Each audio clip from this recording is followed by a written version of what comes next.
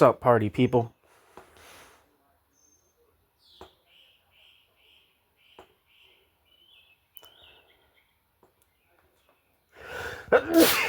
What a good way to start a video. This is a chapter from Class Struggles in the USSR, third period, 1930 to 1941. Part 1, The Dominated, by Charles Bettelheim.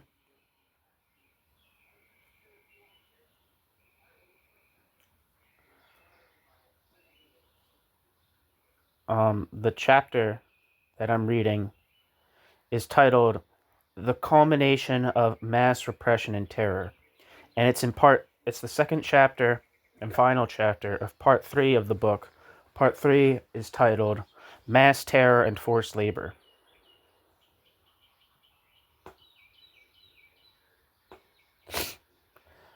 So here we go.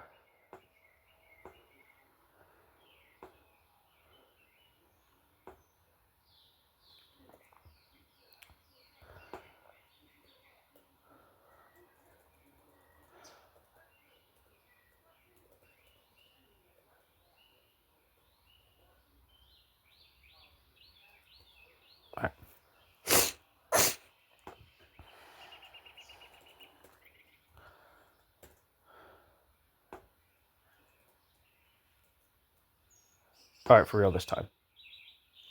Mass repression differed from terror not by the number of people that it affected, which in the circumstances was considerable, but in the fact that the victims of the former were stricken for acts that they were said to have committed or for their opinions. And the definition of, quote, offenses, and quote, crimes, stayed vague, with, quote, proofs, often doubtful, whilst the victim of the second were stricken, even when this was not acknowledged by the authorities, by reason of their social origins, their presumed attachment to a definite stratum of society, or to a current of opinion, or to an institution, or because they carried on certain professions whose members had been taken as, quote, targets. Victims of terror could be pursued, quote, individually, from investigations, trial, etc., and this gave birth to a special form of terror, which we have already called, quote, individualized and, quote, inquisitorial. In practice, it is not always possible to distinguish between mass repression and terror, especially when the victims of terror were tried with due respect to the forms of penal law. Nevertheless, it is necessary to make a distinction in principle between these two ways of subjecting the population to state violence. The most obvious cases are the cases of the old leaders of the party and of the revolution, accused of being, without the slightest real proof, spies, saboteurs, and agents of imperialism. Such accusations were sometimes made against party members who had never been oppositionists and who had always supported Stalin. This happened often in 1937 to 39 and again from 1946 to 53, especially with the Leningrad affair. The cases belonging to this type of sentence were so numerous that it is impossible to list them. For example, there were the economic cadres working in branches of the economy which were functioning badly, who were accused of being saboteurs or agents of foreign powers, or again, those who were in an institution whose director had been sentenced for opposition, and who in their turn were sentenced either for that reason or another. For example, Evgenia Ginsburg fell victim to the terror because Evgenia Ginsburg had worked under a historian accused of Trotskyism, but they brought against her the laws against terrorism and accused her in 1937 of having participated in the assassination of Kirov, even though she had never lived in Leningrad and had no connection with this assassination. There were also those who were sentenced to several years of camp because they had, quote, too long a tongue, end quote, and let fall some words described as, quote, anti-Soviet. Certain were accused of, quote, Trotskyism without even knowing what that meant, doubtless because the, quote, plan of the security organs ordained the arrest of a definite number of, quote, Trotskyists, end quote, that they had stuck this label onto a certain number of arrested persons. The arbitrariness of the arrests engendered a, quote, atmosphere of terror, end quote, and favored a kind of passive cooperation. The latter took the term of, quote, vigilance, end quote, and was maintained by the existence of a veritable army of informers, so much so that there was a feeling, even in those strata of the population which were not particular, quote, targets of the terror, that, quote, everybody was spying on everybody, end quote.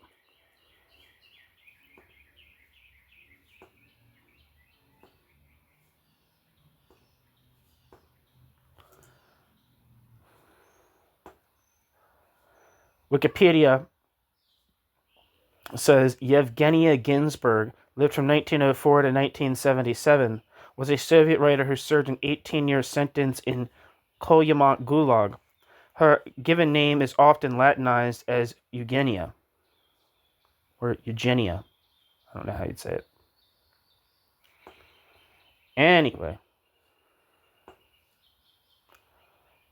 back to the text. There's some footnotes here.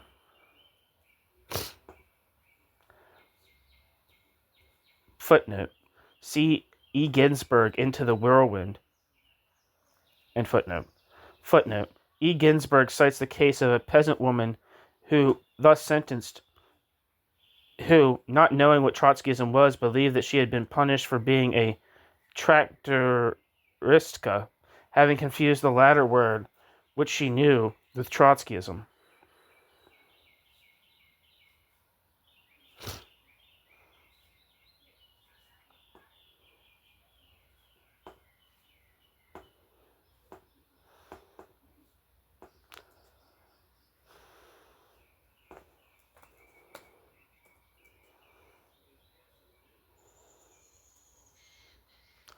And traktoritska is a female tractor driver.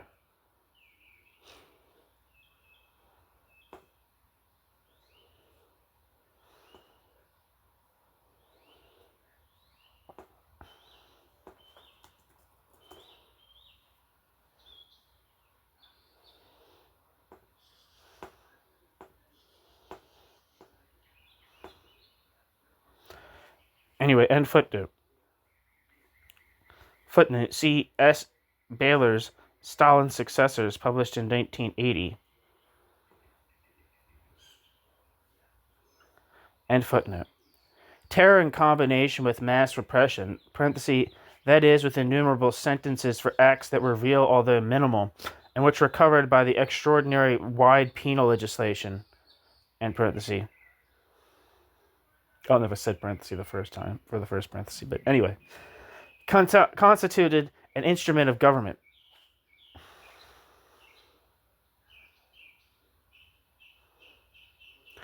Terror developed on the basis of informing, which became a, quote, civic virtue, end quote, and of self-accusation. The, quote, methods of inquiry, end quote, became more and more harsh, going as far as psychological and physical torture and including threats against the families of the accused.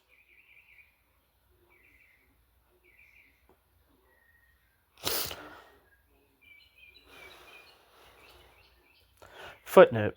These methods have often been described.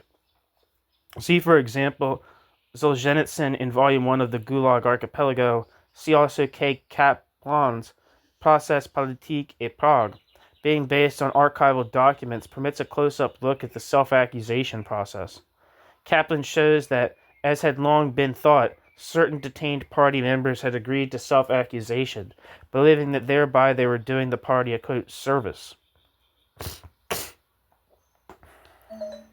End footnote.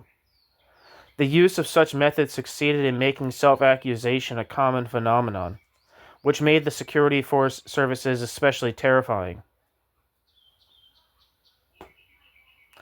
Footnote. Not all those subjected to these methods gave in.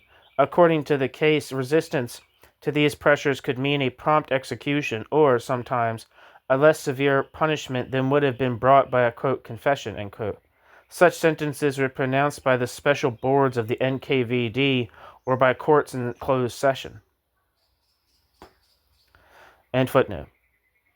It facilitated the fabrication of accusations adapted to specific political ends. The investigators had to obtain this result. Their task was not to, quote, discover the truth, end quote, but to fabricate an accusation which would take its place in a plan of campaign fixed in advance, a plan which determined the, quote, conception, end quote, of the accusation, of the interrogation, and of the replies which had to be obtained at any price, as well as the scenario of the trial. Contrary to what present-day Soviet leaders claim, with references not to terror but to, quote, mistakes, the victims of the latter were very far from comprising mainly cadres or members of the privileged strata. However, it is on these victims that present-day Soviet historians, parenthesis, with more and more discretion, in parenthesis, put their emphasis, just as did the Stalinist propaganda at the time. The Stalinist propaganda at the time, in doing this, succeeded up to a certain point in giving to terror the image of a struggle against the privileged cadres who were, quote, abusing, end quote, those privileged cadres' privileges. And this explains why the terror was able to evoke some goodwill among the less favored strata and was able to give a certain populist basis to the authorities.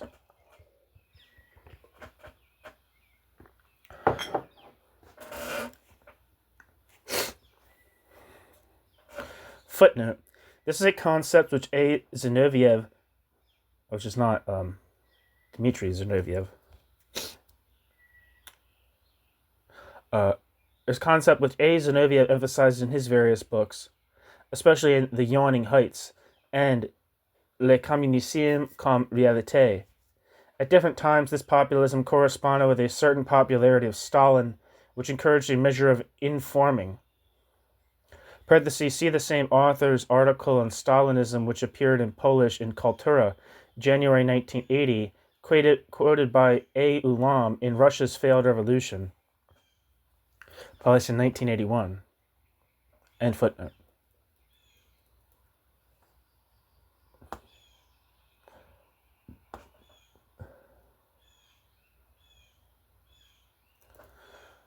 State terrorist activity rolled along in violation of laws promulgated by the authorities, but simultaneously, state terrorist activity was able to assume the image of an extreme, quote, legalism, end quote.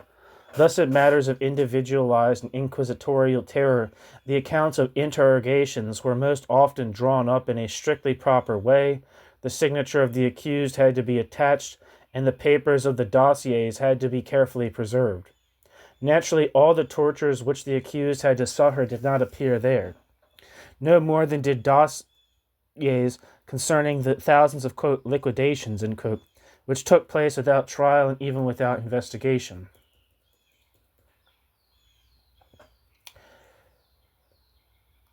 Section 1. New section. The scale of repression, terror, and forced labor. It is impossible to, quote, measure, end quote, accurately the scale of these repressions because no official statistics of any significance exist on this subject. Moreover, it is probable that the exact number of those who were arrested and deported was not even known to the Soviet leaders themselves. It is therefore only possible to put forward estimates using the testimony of former detainees or former members of the repressive organizations and using statistical data about the total population, the active population, and the number of wage earners. In this way, at least, orders of magnitude can be estimated.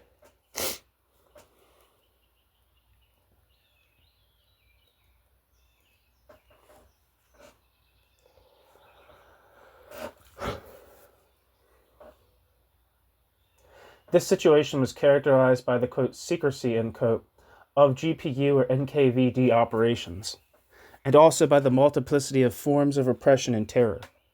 The victims could be kept in prison, executed, sent to a far distant camp belonging to Gulag, put in a local camp close to their original place of work, deported to a fixed place of residence but without being allocated to specific work, or allocated both to a place of residence and to specific work but without being detained. The variety of forms of repression, the variety of methods, and the variety of sources for estimation explain why figures have been suggested concerning the number of victims, which are very different from each other. It is not my intention here to recall the various estimates which have been made, nor to subject the various estimates to detailed criticism. I have some footnotes here. M. Fainson in Smolensk notes on several occasions that these archives, though extremely rich in information, give no coherent information about the number of victims of the repression. The few figures that do appear are very contradictory. It would seem that there were no statistics on this question.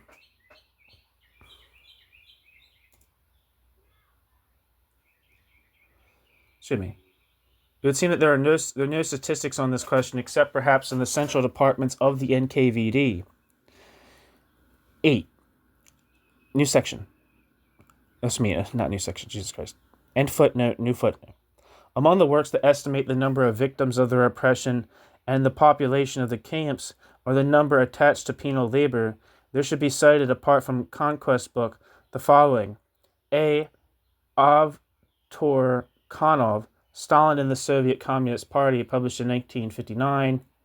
D. Dalin and B. Nikolevsky, Forced Labor in the Soviet Union, published in 1948. P. W. Schulze, Herrschaft und Klassen in der Sowjetgesellschaft, published in 1977.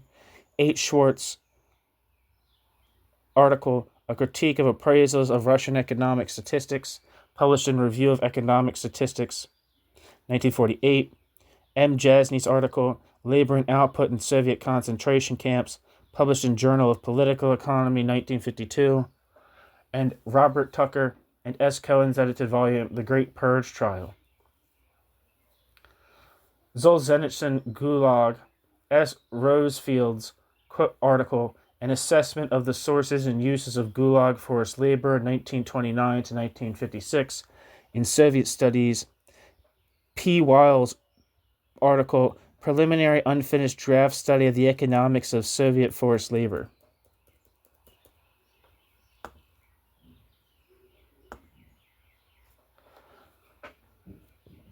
I wish above all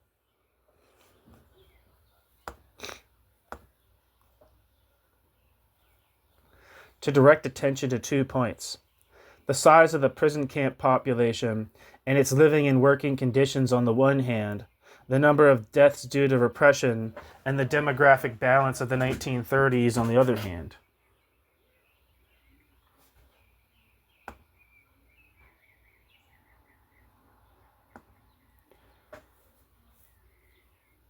However, I will give priority to the problem of the camps, which were connected with the principal forced migrations, and above all the development of concentration camp labor. The latter constituted a specific form of labor which played a considerable role in the economic and social transformation of the 1930s. In addition, its existence raises questions of history and of fundamental theory.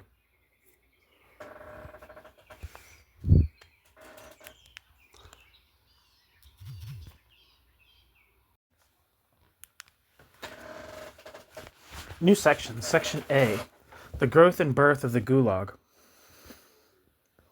Labor camps existed very early in the history of Soviet Russia, but for a long time their population was small. As late as 1928, the population of the camps was estimated by a former agent of the GPU, Kiselyev Gromov, to be only about 30,000 people. Footnote, quoted in Dalin and Nikolevsky, Nikolaevsky, I guess that's how you say it, Nikolaevsky, in the book Forced Labor, page 52. End footnote. This population played practically no economic role. In any case, up until 1927, the idea of systematically exploiting the labor of those detained in camps was rejected. Thus, at this time, an official of the Soviet penal system could declare, quote, the exploitation of prison labor, the system of squeezing, quote, golden sweat, end quote, from prison labor, the organization of production in places of confinement, which while profitable from a commercial point of view, is fundamentally lacking in corrective significance, these are entirely inadmissible in Soviet places of confinement, end quote.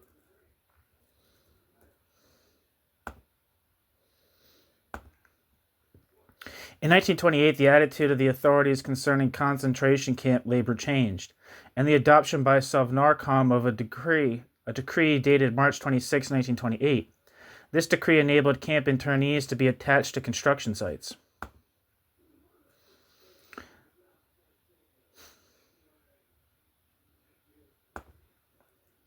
Commentaries which accompanied the decree made it clear that the authorities henceforth considered the existence of detainees presented a direct economic interest, that it was necessary to, quote, increase the reception capacity of labor colonies, end quote, and to extend or to multiply those camps which are allocated to, quote, productive work, end quote. Commentaries which accompanied the decree made it clear that the authorities henceforth considered that the existence of detainees presented a direct economic interest, that it was necessary to, quote, increase the reception capacity of labor colonies, end quote, and to extend or to multiply those camps which were allocated, quote, to productive work, end quote.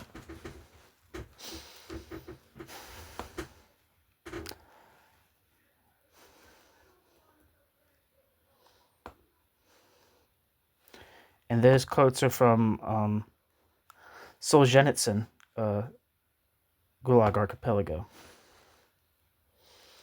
Volume 2. In 1928, the attitude of the authorities concerning concentration camp labor changed, with the adoption of Sovnarkom of a decree dated March 26, 1928. This decree enabled camp internees to be attached to construction sites.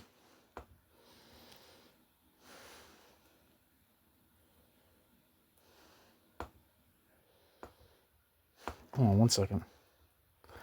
Oh, shit. I fucked up.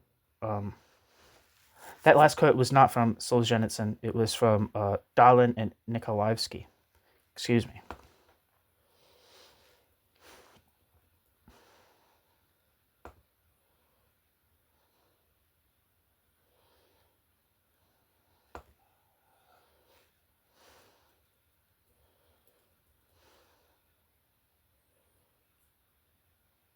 Wait, no, it was no. It actually, no. Sorry, I'm sorry. Actually, it was from Solzhenitsyn. Sorry, I fucking lost my spot. Anyway, henceforth the camps rapidly proliferated. Also, a decree of 25th of February 1930 accorded a special economic status to organizations using penal labor, the latter being used more and more in areas where, quote, free, end quote, workers were insufficient because living conditions were very difficult. Building sites in the Urals, in the north part of Siberia, and in the far east, construction of the Baikal-Amur Railway, gold mines in the far north, notably at Kolyma, and the Siberian forest.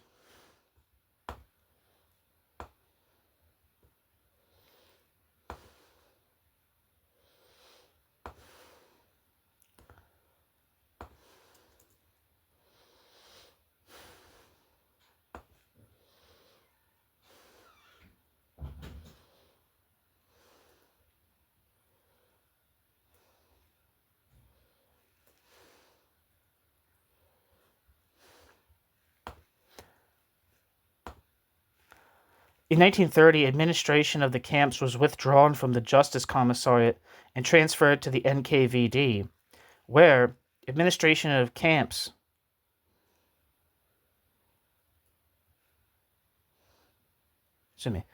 In 1930, administration of the camps was withdrawn from the Justice Commissariat and transferred to the NKVD, where it became the, quote, main administration of corrective labor camps, end quote.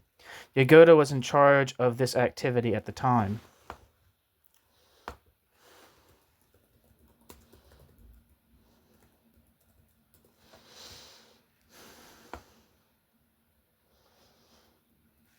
Wikipedia says Genrik Yagoda lived from 1891 to 1938 and was a Soviet secret police official who served as director of the NKVD, the Soviet Union Security and Intelligence Agency, from 1934 to 1936.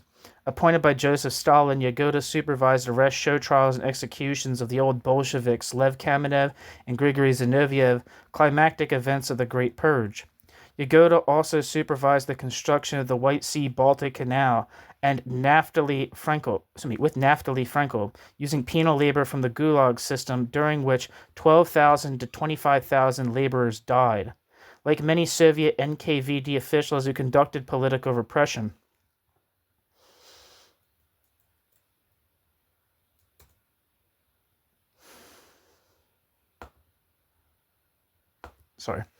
Like many NKVD officers who conducted political repression, Yagoda himself ultimately became a victim of the purge.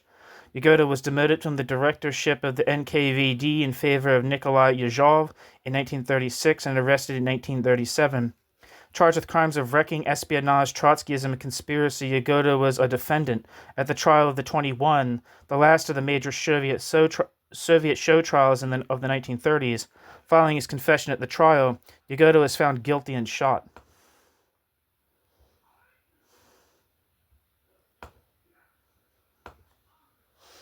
Back to the text.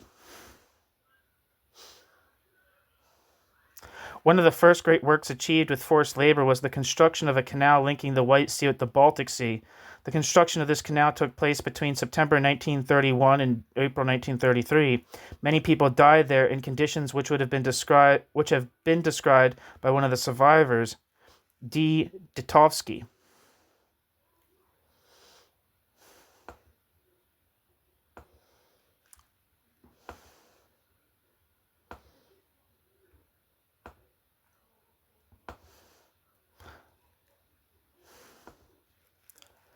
At the time, the achievement of the work was presented as a, quote, epic by certain Soviet writers, including Maxim Gorky and A. Tolstoy. But they said nothing about the innumerable deaths which took place on this work site, just as on so many others.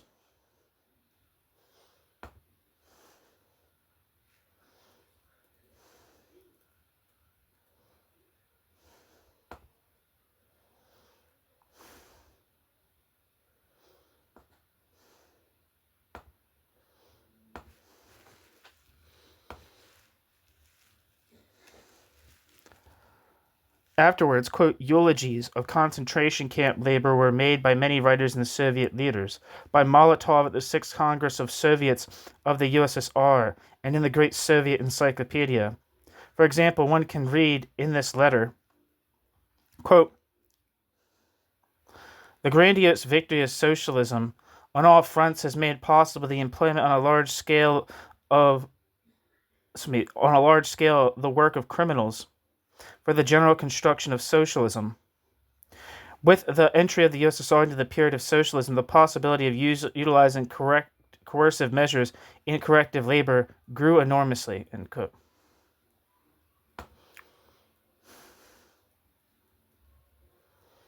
And that's from an article quoted in one of Tony Cliff's pieces on Russia. And footnote.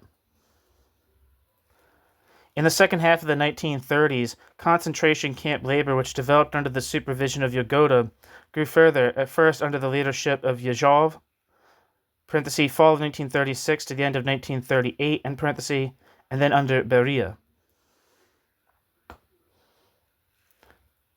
Footnote, Yagoda, born in 1891, joined the Bolshevik Party in 1907 as a member of the party's military organization in 1917.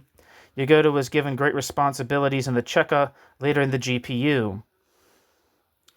Yagoda was chief of the NKVD from its creation. Alongside Vyshinsky, he organized the first, quote, great trial, end quote. Yagoda's nomination as head of the NKVD may have been gained by Kirov, who was against the development of repression against party members. Yagoda had apparently tried to, quote, put a brake, end quote, on this repression. Thus, from September 26, Yagoda was relieved of his NKVD function.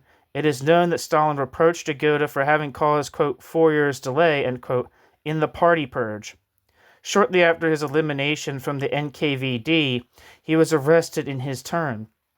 At the beginning of 1938, Yagoda was tried and sentenced at the same time as Bukharin as a member of the, quote, anti-Soviet bloc of rightists and Trotskyists, end quote. End footnote.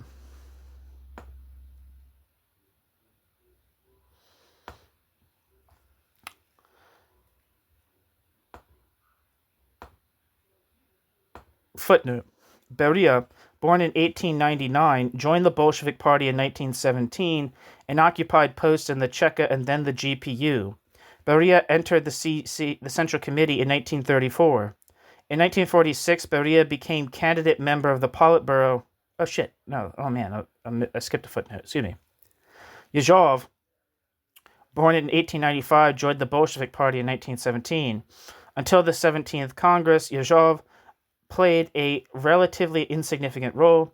Yezhov was then placed in charge of the cadre section of the Secretariat of the Central Committee and appointed to the Organization Bureau and to the chairmanship of the Party Control Commission, charged with organizing the, quote, purge, end quote, of the party. In September 1936, Yezhov replaced Yagoda as head of the NKVD. Relieved of this function in December 1938, Yezhov briefly occupied a lesser post and then, quote, disappeared, end quote, in 1939. I think in that famous picture of Stalin walking along the canal, where that was like, touched up later to like remove people. Yezhov was one of the main people that was removed from that photograph. End footnote. Footnote.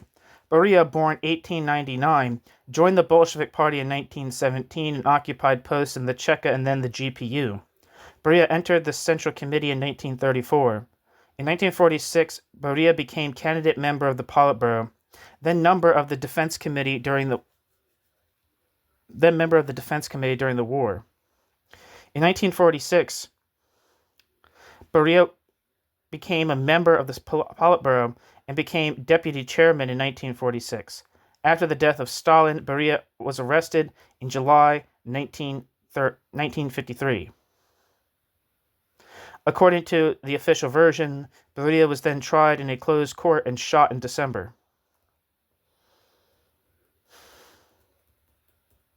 I'm pretty sure Beria was like a serial rapist as well.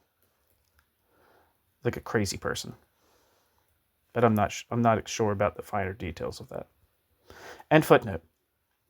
The management of the camps was carried out then by a service of the NKVD called the Glavnoye Upravlenia Lagerai, or Gulag. At this time, this service had two central directions in Moscow, parenthesis, administration of camps and railways and administration of transport, end parenthesis. The different camps were entirely subordinated to the NKVD. The system had its own armed forces and police and was subdivided into regions. Thus, in Kuyibyshev region, there functioned the Bezymenlag system, which managed a vast munitions production center and directed several sections and numerous camps. Lag-Punkti, where there were several thousand detainees.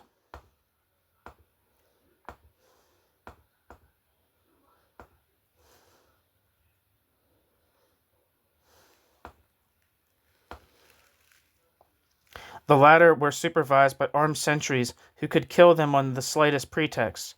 Apart from members of the armed forces, the camps had no other, quote, free, end quote, men, apart from the camp directors. For all office workers, bookkeepers, quote, planners, supervisors of norm fulfillment, stock managers, etc. were detainees. Among them, one accordingly found the, quote, Soviet hierarchical structure, end quote, including people with various, quote, privileges, end quote, parenthesis, especially privileges involving food rations, end parenthesis.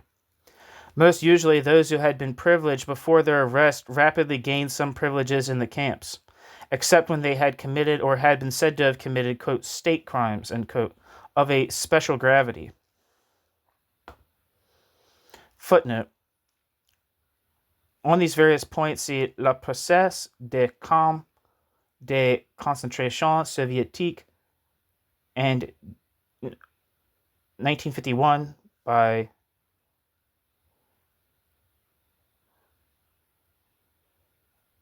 I'm not sure who that's from. C.D. Rousset, La Société Éclatée, and B. Levitsky, The Uses. Anyway,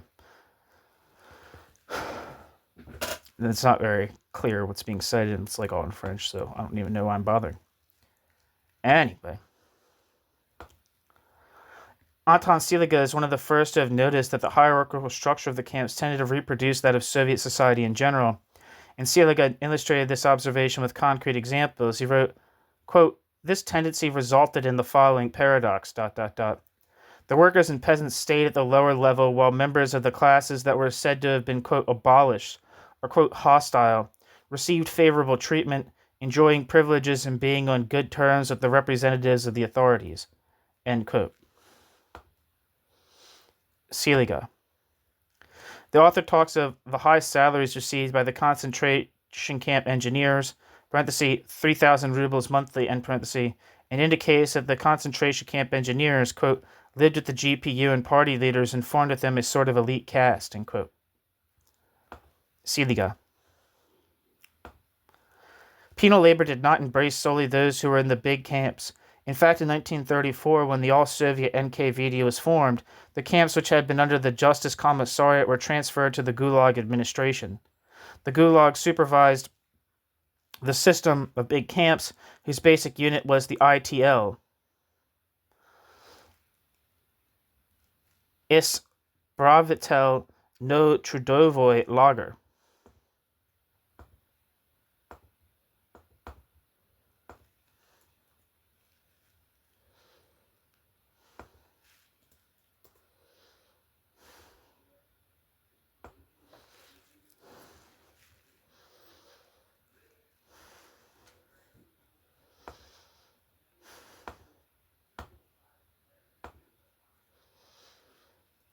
These condemned stayed near their old places of work. They could even continue in the daytime to go to the same factory as before their sentencing, but they received a reduced wage. In other of its camps, the NKVD supervised laboratories in which detained researchers worked in conditions less harsh than those of the concentration camps. This was the Sharaga system, described by Solzhenitsyn in The First Circle. The construction of the vast Gulag administration accompanied the development of repression and terror, and hence the upsurge in the numbers of concentration camp inhabitants, or more generally the Zeki. This upsurge of numbers occurred in successive waves. B. The population of the camps. I've already indicated the obstacles that one runs into when trying to estimate the number of the victims of repression and the numbers in the camps. Nevertheless, it is possible and necessary to give some indication of the order of magnitude. I will quote mainly the figures which seem to me the most reliable, beginning with those covering the years 1930 to 1938. According to Dalin and Nikolaevsky, who quote a former official of the camps, Kiselyov-Gromov, the number of those in the camps in 1930 exceeded 660,000.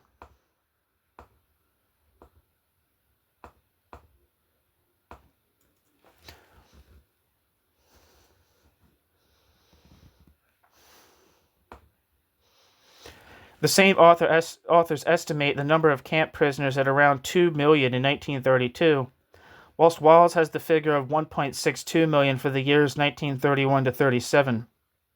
For 1938, this latter author suggests the figure of 4.32 million as the concentration camp population.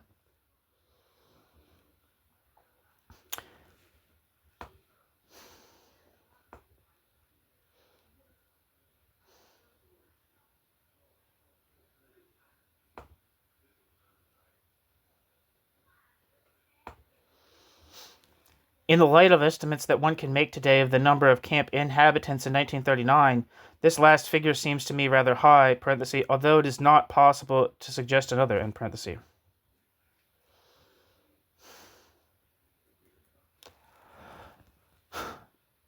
For 1939, it is possible to reach indirectly an estimate that is less uncertain than for other years, thanks to the population census whose results were published in detail in 1962 and 1963, at the same time as the results of the 1959 census.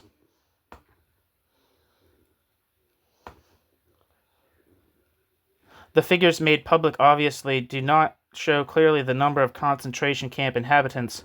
However, by combining the population balances provided by the 1939 census with other data also published, parenthesis, for example, the number of enterprise wage earners and the number of electors, in parenthesis, it is possible to suggest plausible figures concerning the detainees of this same year. According to Stephen G. Wheatcroft, who has made various cross-checks, the maximum number of concentration camp inhabitants in 1939 was from 4 to 5 million. In 1940 and 1941, this number doubtless increased, but it would be risky to suggest figures.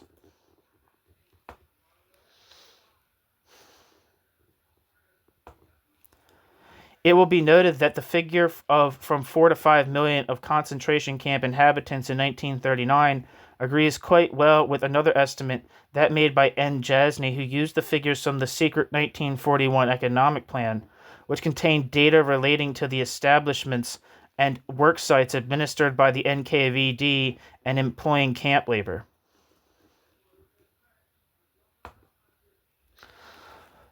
Footnote. The secret economic plan of 1941 is a document captured by the German army in its advance in the USSR, into the USSR.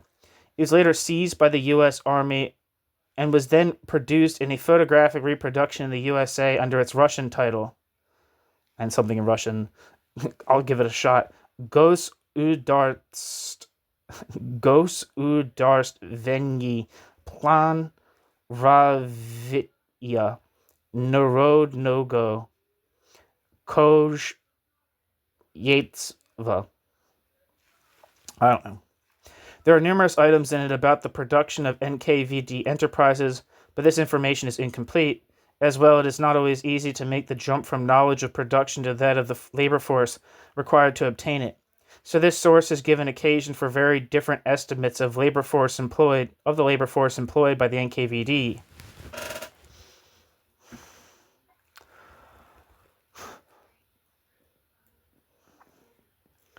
See, for example, Solomon Schwartz's article, and this is in German for some reason, Statistik und Sklaverei in Ostproblems, December 15th, 1951, and N. Jasny's article, Labor and Output in Soviet Concentration Camps, published in the Journal of Political Economy, October 1951. End footnote. New section, Section C, the living conditions of the Zeki. It is common to say a few words about the it is necessary to say a few words about the living conditions of the concentration camp inhabitants, because they constituted a very important feature of mass repression and terror. Obviously, however, what can be said on this subject in a few lines is necessarily schematic and not capable of doing justice to an atrocious reality. Footnote, there is an overview of this reality in Robert Conquest's The Great Terror. End footnote. For this, nothing can replace the accounts and memoirs already quoted originating from former camp inmates. From these accounts, it is clear that the camp inmates suffered a work regime of extreme harshness, involving very heavy tasks and very long days in general. They were undernourished and abandoned to the arbitrariness of their guardians. The latter could use all kinds of pretexts to make even worse the living conditions of the detainees and even to execute or leave to die very many of them. A large portion of the Zeki had to work in regions where there was intense cold and in which no, quote, free, end quote, labor could have been persuaded to work, sometimes for 12 or 16 hours per day.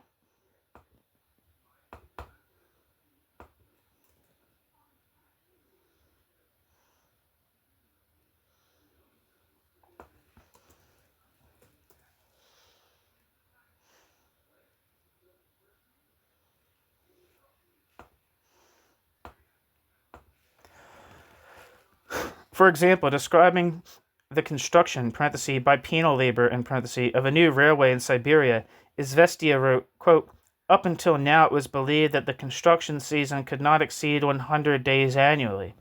The winter is very cold, 50 degrees below zero, but the construction workers have proven that even in such conditions, it is possible to work from one end of the year to the other without interruption. End quote.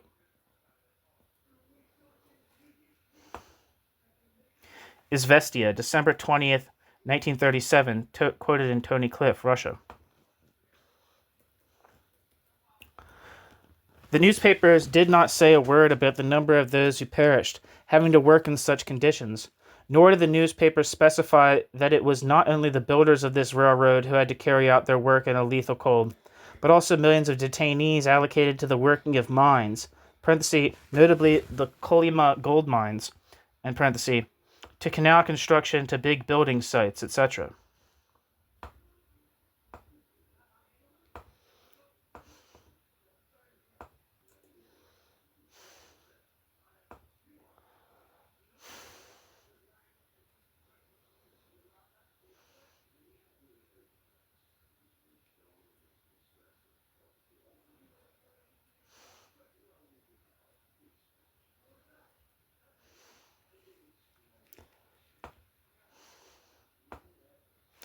Meanwhile, the undernourishment which affected the camp workers had a cumulative effect.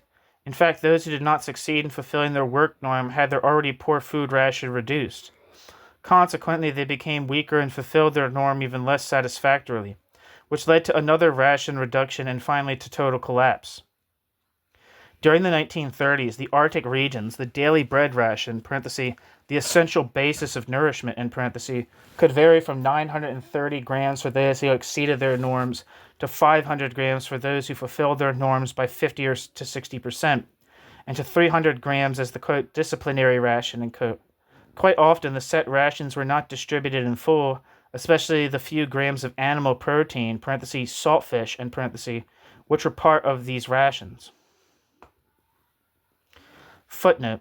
Several testimonies of former deportees confirm these figures, which moreover may be found in an article by G. Gillespie in 1963. See also Robert Conquest, The Great Terror. End footnote. Undernourishment and ill treatment in the camps led to heavy mortality, but the latter constituted only one aspect, parenthesis, separated from the others only with difficulty, end parenthesis, of the mortality due to repression, and more generally the demographic effects of this latter. New section, Section D, the children in the camps. It is impossible to talk about the scale of the repression and terror without saying some words about the way in which the state's activities affected the fortunes of a great number of children. On the one hand, from the beginning of the 1930s, with the deportation of millions of, quote, kulaks and, quote, pro-kulaks, either their children were deported with them or they were left on the spot, usually abandoned by the authorities. They could then form wandering bands of, quote, orphan children, end quote, who could exist only by robbing, so much so that they were dealt with by Article 12 of the Penal Code.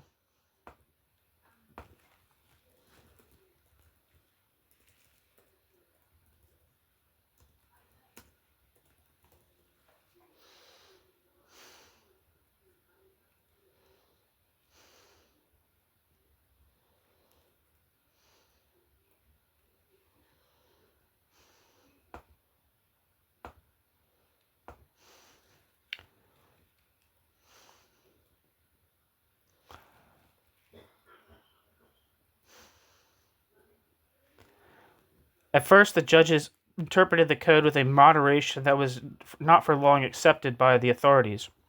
Thus, a decree of April 8, 1935 explicitly laid down that children over 12 years of age would be sentenced to the same punishment as adults, including the death sentence and long-term deportation. Footnote, see Pierre Bruet, Le Parti Bolchevique, 354, page 354. And footnote. On May 31st, 1941, that is before the war with Germany, another decree specified that minors of 14 years should be prosecuted just like adults for crimes and offenses not covered by Article 12. These two decrees and the practices that went with them showed in a startling way what was really meant by the, quote, solicitude for the young, end quote, about which the regime boasted. The stories of former deportees showed that children were numerous in the camps, even though they quickly died there. Among the children who were imprisoned or deported here, were, above all, from 1937, the urban children whose parents had been arrested. Henceforth, in the NKVD prisons, there were quarters for children, parenthesis, det priminiki, and parenthesis. Quite often, the children of those condemned to death were also executed. Footnote. See Robert Conquest, The Great Terror, page 142. And footnote.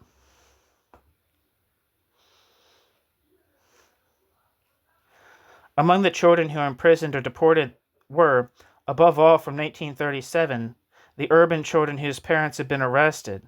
Henceforth, in the NKVD prisons, there were quarters for children, (det preemniki), Quite often, the children of those condemned to death were also executed. This type of repression was not characteristic only of the Azov's China, but was still practiced at the end of the 1940s, notably at Leningrad and Moscow in 1949.